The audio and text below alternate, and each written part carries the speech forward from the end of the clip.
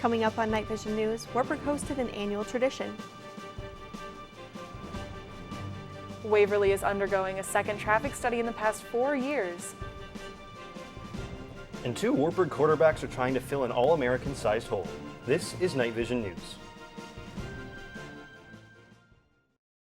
Good morning and welcome to Night Vision News. I'm Courtney Moser. And I'm Sophie Reeder. Thank you for joining us. Our top story this morning, outfly fever finally came to an end yesterday as the annual college-wide holiday was declared. Night Vision News' Alexa Gansveld has the story. Wartburg College has a tradition greatly rooted in its German roots, and the students know and love this tradition known as outfly. Outfly is a day scheduled by the student body president and the president of Wartburg that signifies a day off of classes for the student body, a tradition that traces all the way back to the 1890s. I think it's something that students really look forward to. I think more people tend to enjoy trying to figure out what day it is rather than the actual events of the day, but it's just sort of a way for students to be able to connect with the campus and be able to do things that they enjoy. Students are woken on outfly when the Wartburg drumline storms residence halls at 6:30 a.m. The students are then ushered out to the Wartburg Victory Bell, where Wartburg College President Daryl Colson then must ring the bell to signify the official beginning of outfly. I think ringing the bell is really neat. I know that's maybe one of the more simplistic parts of it, but just having the entire campus around to do that, I think, is really just a really cool thing that we do. Although the holiday occurs each year, every outfly is different in terms of the actual date and the day's events. This year, the theme Outfly Fest symbolized a music festival. The day was filled with music, trivia, crafts, yard games, and much more. It's just the entire thing itself is something that it's so, it embodies so much of what Wartburg is to me that I just enjoy all of it. And remember, at Wartburg, outfly is always tomorrow. For Night Vision News, I'm Alexa Gansveld. To see more outfly coverage, check out the Wartburg College social media pages. As reported last week on Night Vision News, Wartburg was well represented at this year's Nobel Conference. Held annually at Gustavus Adolphus National College, Dr. David McCullough was one of 2 Wartburg faculty to bring 9 students to this year's conference. This year's focus was climate change. While in attendance, students were able to participate in numerous activities, including seminars, musical celebrations, and interactive booths. The conference also provides opportunities to engage in unique conversation over lunch periods. The students, I really like bringing them up there because they get to see professionals in the field. They get to meet other students and other faculty, particularly at those lunches. Those lunches are really fun because you get to sit down with someone you may never have met before, and you have a common passion for a subject. So I think they enjoy that part of it. McCullough is excited to have students engage in more conversations about climate change with their Wartburg classmates. Next year's Nobel Conference will be held on the topic of cancer research. Wartburg is celebrating its 25th anniversary of the Wartburg Chapel this year and have a variety of activities that have occurred or will be coming up. The Wartburg Chapel dedicated an Alberta spruce tree. The ceremony at Wartburg is partnered with an earlier celebration where Wartburg students and faculty dedicated a plum tree in Germany in 2015. Each organization that has a tree in the garden is invited then to plant a tree back home on its campus or in its town or whatever the community would like to do. That hadn't been done yet for Wartburg College for a variety of reasons, and so the students and I said, we want to do this. We want to plant the partner tree. And so we're finally getting to make that happen and plant that tree this fall in commemoration, in conjunction with the celebration of the 25th anniversary of the Wartburg Chapel. We thought this was a great sort of celebratory moment to mark the anniversary of the chapel and to connect it to our sort of heritage in Germany. There are 2 trees planted for the public and will eventually have a plaque for the dedication. The Wartburg Chapel will be commemorating a cross sculpture and celebrating the 25th anniversary during the chapel during homecoming weekend. Anyone is welcome to attend. Wartburg's annual career fair took place yesterday, and I had the chance to check it out. The career fair features rows of booths from companies national and local alike. The fair hosted a wide variety of companies from police stations to news outlets to Target. This fair gives students the opportunity to talk to employers about future internships, jobs, and interview opportunities. Wartburg student Noah Beisner looks at the career fair as an opportunity to get his name out there and find a job that suits him. So as a senior who's going to be graduating in May, one of our biggest and greatest challenges is to figure out where we want to be by the end of that time. And I'll admit, I don't have as good of a grasp as I was expecting at this point in time. So I was looking for sort of employers that spoke to me, that kind of spoke to my personal values of integrity, leadership, and things like that. I did a little bit of research as far as who would be here and found a lot to my liking. So a few good companies caught my eye, and here I am. The career fair is also a good chance for the companies to check out future employees and interns, and to show a wide variety of companies included in these fields. Well, we love to connect with all of the colleges in our area, and we get some of the best candidates from our colleges. We have volunteer opportunities, internships, and then also career opportunities. So connecting with those in the social industry is fantastic. As the career fair closes its doors, many more doors are opening for students. Reporting for Night Vision News, I'm Sophie Reeder. For more information about the Career Expo and searching for jobs, visit the Career Services website. And when we come back, we'll analyze Waverly traffic and take a look at an annual town celebration. Because of you, I felt hopeless. I know it was a joke, but it still hurt me. Because of you, I felt wanted and not alone in this world. Because you said hi to me on the first day of school, I felt included and I knew that I was going to be okay.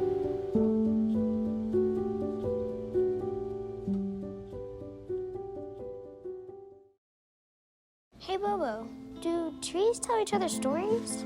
I'm sorry, I'm afraid I don't know that. Hey, why don't we go find out? Listen. Do clouds take naps? I couldn't tell you. Dad, do stars visit their friends? Look!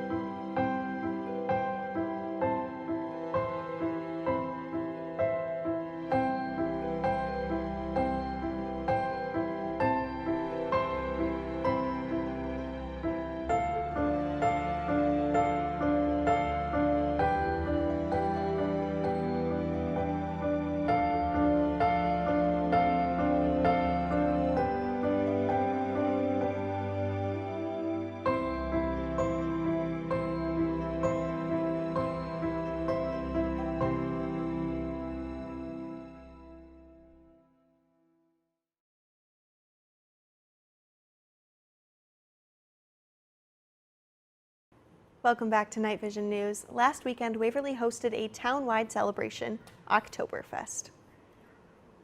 Now, it has steadily expanded for those of all ages. Pairs could partake in dances such as the polka and waltz. Children could also try to scale a climbing wall or hop on a train or pony ride. The event also featured 8 bands over the 2 days. There was also a variety of contests or competitions, including a cornhole tournament and best dressed competition. A state celebrity has recently earned the cherry on top of a wild 2-week ride. Carson King's journey started with a sign asking for money for Busch Light at the Iowa State game during ESPN's College Game Day. Money started pouring into his Venmo account, and King announced that all of the money would go to the University of Iowa Children's Hospital. Busch Light and Venmo said they would match whatever he raised. This week, he reached $3 million thanks to a $41,000 donation gift from Dahl Distributing, a West Des Moines-based distributor of Busch Light. Prior to reaching the $3 million donation, a Des Moines Register reporter found a negative social media post on King's account from when he was 16 years old. King later gave a statement regarding his posts. I am embarrassed and stunned to reflect on what I thought was funny when I was a 16-year-old kid, and I want to sincerely apologize. I don't want what I did when I was 16 to take away from the fact that, we're over $1.14 million for the Children's Hospital. I'm worried about it. I really hope people focus on the positivity that all this has brought. Obviously, I've made mistakes in my past, everyone has. For months, Wartburg and other Waverly businesses were blocked by street construction. Now with that construction completed, the city is studying to see if they actually improved the roads. Night Vision News' Nathan Stephanie has more. Traffic is a part of life. Any town with more than 2 cars is going to struggle with it at some point. Waverly is no exception. The city is now looking to make its traffic just a little bit more efficient, to ease the lives of Waverly residents or those just passing through. The Iowa Department of Transportation, or DOT, is conducting a traffic survey on the recently constructed Bremer Avenue. The idea began with city administration, who wanted to ensure drivers weren't being unnecessarily obstructed by traffic. It's always been an issue not only for the community but for the truckers, because there are 7 or 8 signalized intersections just on Bremer Avenue from east to west or west to east, and every one of those is an inconvenience for the truck traffic particularly. This is the second traffic study for Bremer in recent years, after one in 2016 led to the reconstruction of the entire street. That construction, while long completed, is still an issue for some Waverly residents, some of whom are very vocal about their dislike of the street's change. The decision about how Bremer should operate is still being debated, and has become an issue in the upcoming Waverly mayoral race. Mayor Soash, however, stands by the town's decision to reconstruct. For the most part, I drive from 8th Street clear through town to 20th without a problem. And so I think what's happened is it's a good thing. As said, reduced the number of accidents. According to the police reports, the last few weeks there's not been an accident on the quote problem section of, or perceived problem sections of Bremer Avenue. With the ongoing traffic study and strong opinions on both sides, traffic will remain a hot-button issue in local politics, especially heightened by the upcoming mayoral race. For Night Vision News, I'm Nathan Stephanie. The study is scheduled to be completed in the coming weeks. Now we'll go to Sophie for the 7-day forecast. How's it looking, Sophie? Well, it looks like this week will bring a break in the rain, but it won't come until after the weekend. It looks like Friday we're going to have a high of 59. It's going to be pretty cloudy. Saturday we're going to have a high of 62 with some rain.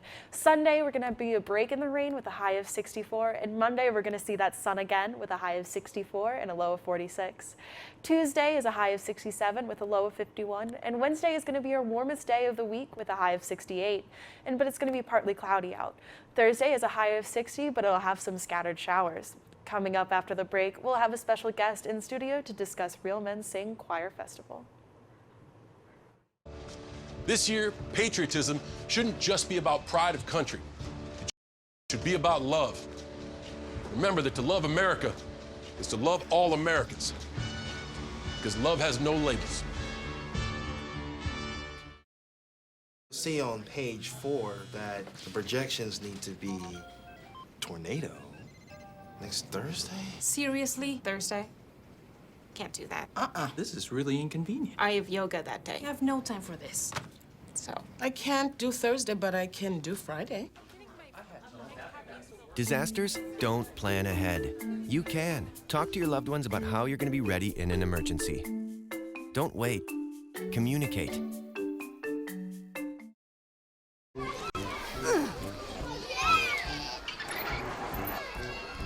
If you love them enough to crawl into a play place to get them to come down, then surely you'll check nhtsa.gov/the-right-seat to make sure they're in the right car seat.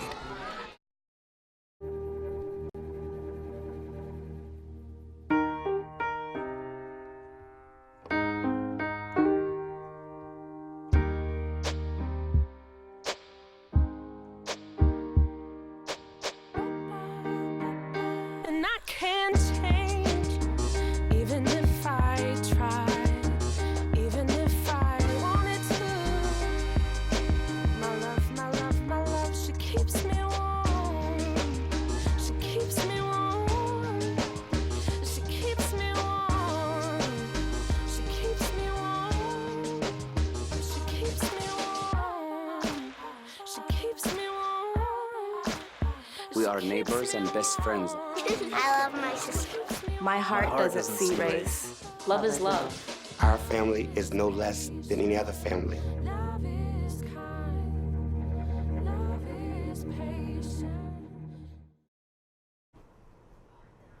Welcome back to Night Vision News. Joining me today is Levi Capacious, who serves as the president of Ritter Corps, a men's chorus on Wartburg's campus. Welcome and thank you for joining us this morning. Thank you for having me. Yeah. So I guess to start off, can you explain about what Ritter Corps is and how it's involved on Wartburg's campus? Yeah, Ritter Corps is the non-auditioned men's ensemble on Wartburg College's campus, and we sing all kinds of different music throughout the year. We do classical music, we do some fun stuff, and then additionally we sing a pop tune for Castle Capers, the talent show. Well, very exciting. So what is your role as the president of Ritter Corps? As the president, I just kind of assist Dr. Nelson, help him out with what he needs to do to make Ritter Corps flow the best, rehearsals, and then help schedule events like Real Men Sing and Castle Capers. Perfect. So leading into Real Men Sing, that's coming up this Monday. So what can you share about your role with that event?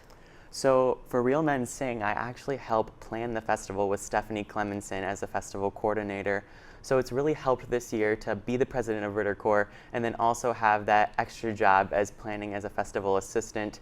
So with the festival, I do data, I contact area schools to see how many students they're bringing, and then help Stephanie plan for the actual event. Wow, so it sounds like there's a lot that goes into it. What can people who attend the event experience?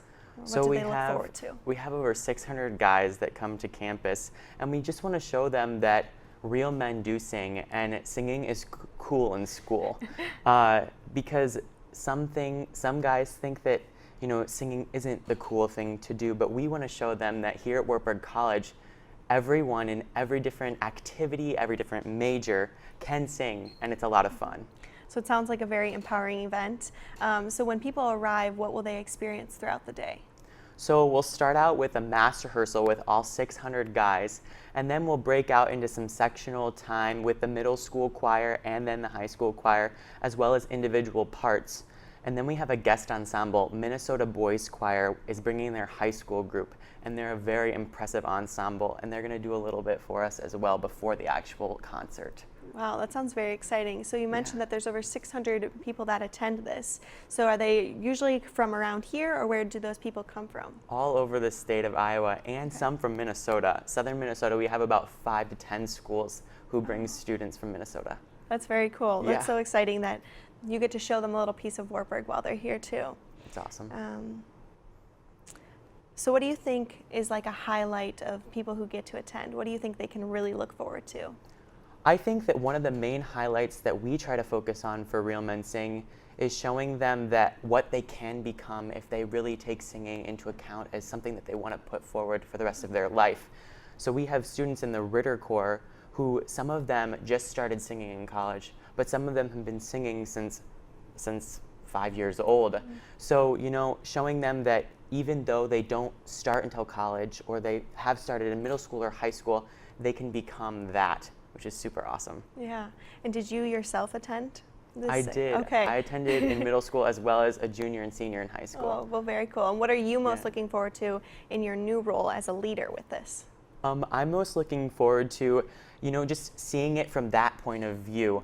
As a student of the Ritter Corps, it was super awesome to be able to help others experience Ritter Corps, or experience Real Men Sing as something that's a festival for them to celebrate singing.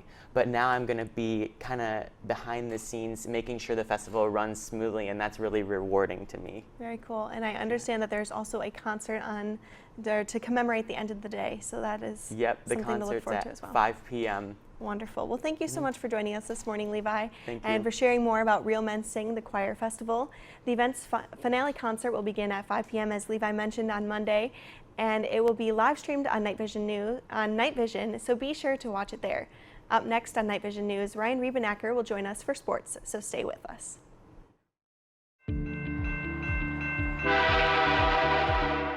Do you know what to do if you're stuck on the railroad crossing? Get out of your vehicle. If a train is not approaching, find the blue and white emergency notification system sign on the traffic signs at the crossing. For help, call the number on the sign and give them the crossing number so they know your location and can alert train traffic. Remember, find the blue and white to save your life.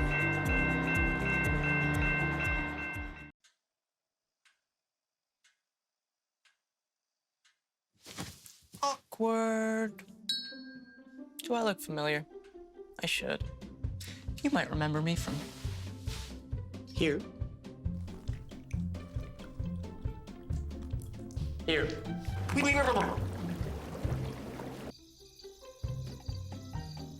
Or maybe even here. But an awkward silence can be a great thing. It can actually be a perfect moment to reach out to a friend and ask if they're okay if they seem down. Doesn't matter how you say it. You all right? Everything's okay? You all right, girl? You cool? You bugging dog. Just show you're there for them. Go on, Kelly. Seize the awkward.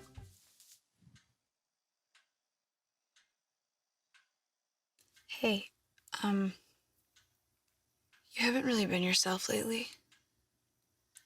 Are you okay? Find out how you can help a friend with their mental health at seizetheawkward.org.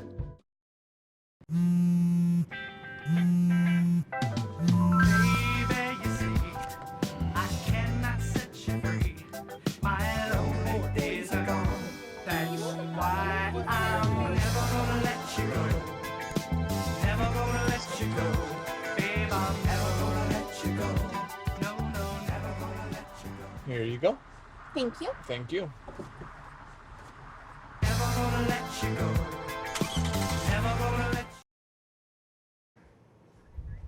Welcome back. I'm Ryan Riebenacker. This is Sports with Ryan.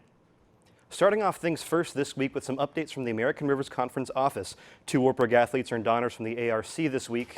For the 4th week in a row, junior libero Katie Foster earned Volleyball Defensive Player of the Week. The defensive specialist tallied 91 digs in 3 matches last week to average 7.58 digs per set. Wartburg went 3-0 on the week with wins over Dubuque, Augustana, and St. Mary's. Freshman linebacker Owen Grover was selected for his first Football Defensive Player of the Week honor. He led the Wartburg defense in a 42-25 win over Dubuque with a season-high 10 tackles, along with 1 tackle for loss. One of the biggest question marks coming into the 2019 football season for the Wartburg Knights was their situation under center after All-American quarterback Matt Scioscia's graduation earlier this year. The Knights have since embraced a dual quarterback system headlined by Noah Dodd and Jace Moore. I had the chance to speak with both of them and see how they're adapting to their new roles and to each other. 2 athletes, 1 position. Noah Dodd and Jace Moore have each had spotlights on them this entire season. Following the graduation of Matt Scioscia earlier this year, it was apparent that one of them would be filling the gap under center, but few thought it would end up being both. While Dodd has been dubbed the starter through the first 4 games of the season, Moore actually leads the team in overall touches. With their situation so far in the season uncertain, one might wonder about the level of competition between the two. Moore assures me that it's there, but that they use that competition as fuel. I think it's a real friendly competition, and whoever does end up being the starter, or if that's the case, like I said earlier, the 2 of us raise each other to another level too. So whatever comes of this will definitely be better than if one of us weren't here, or I don't think either of us would be where we are right now in this position at all if we didn't have each other. Dodd addressed his relationship with Moore, saying that he thinks they're both better off because of the competition they inspire in each other. Having Jace has definitely pushed me to be a better player than I think I would have been had Jace Moore not come to Wartburg College to play football. The roles played by Moore and Dodd affect more than just them. As both pointed out, having 2 quarterbacks of superior skill level can make naming a starter difficult, but it's ultimately a good problem for the team to have. I think there's definitely benefit to it. I mean, it's been working out so far, and there's value definitely in having 2 guys with experience out there, and if someone's having a bad day, the other guy can take over. While Dodd has retained his starting position so far this season, Moore leads the team in touchdowns with 8, passing yards with 636, and has a quarterback rating of 189.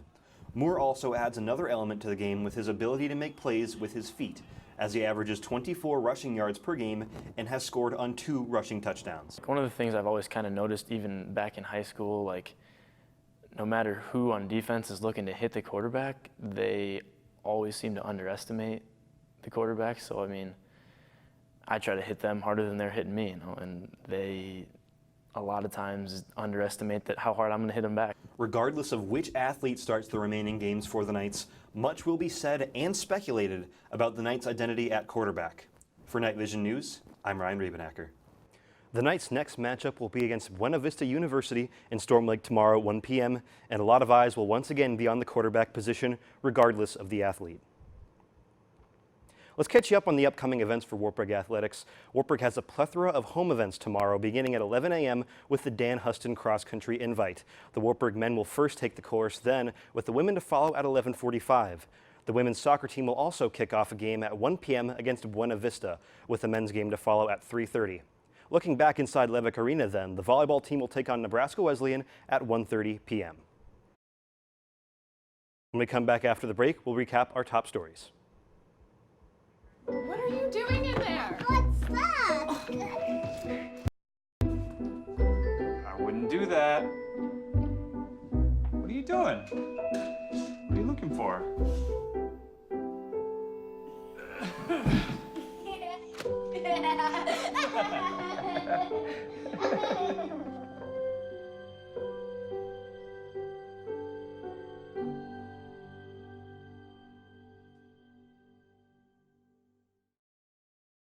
Because of you, I felt hopeless.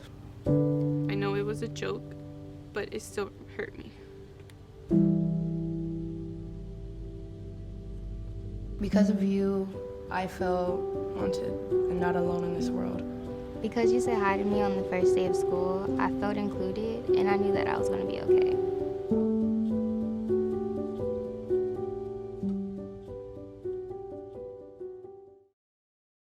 See on page 4 that the projections need to be tornado next Thursday. Seriously? Thursday?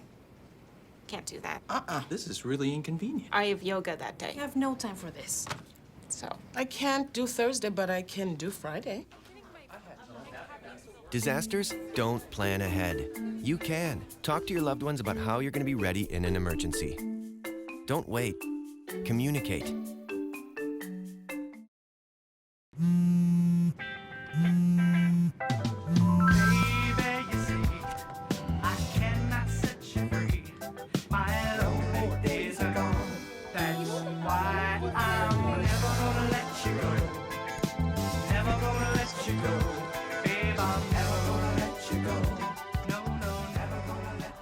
Here you go.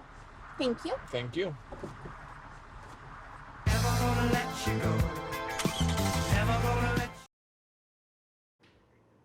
Welcome back. In other news, a Staten Island couple isn't parking a car in their garage, but is now keeping a horse in their driveway. The owners moved their horse from the boarding stable where it was living, and it is now living out of their covered garage. Interestingly, there is no law against it, but some neighbors have complained about the smell. Looking back on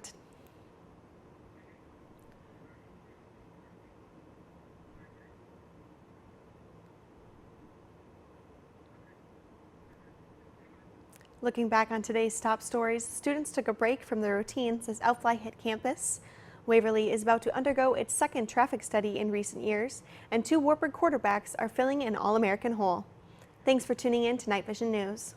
To stay up to date with all of our KVN content, be sure to follow us on Facebook and Twitter. For Ryan Riebenacker and Courtney Moser, I'm Sophie Reeder. Thank you for joining us.